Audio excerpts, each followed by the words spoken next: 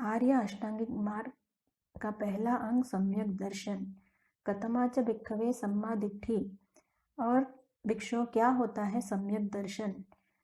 यं को भिक्खवे दुखे याणं दुख समुदय याणं दुख निरोधे याणं दुख निरोधगामिनिया पटिपदा याणं।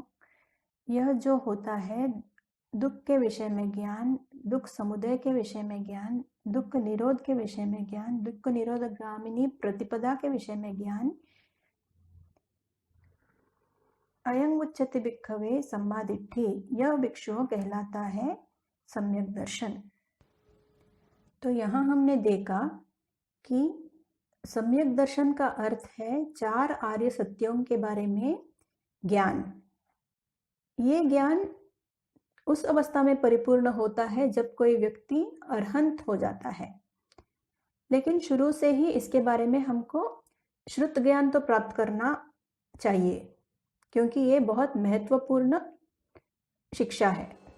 इस चैनल पर हमने सम्मा कम्मंतो जैसे विषयों की चर्चा की जो समझने में आसान है, लेकिन सम्यक दर्शन समझना बहुत आसान नहीं है। चार आर्य सत्यों के बारे में समझना थोड़ा कठिन है।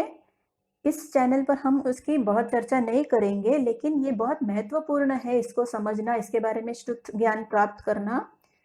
इसलिए आप पूज्य गुरुजी गोयंका जी द्वारा दिए गए प्रवचन सुने या उनके द्वारा चार आर्य सत्यों के बारे में जो लेख लिखे गए हैं उनको पढ़ें ताकि उलझन नहीं रहे।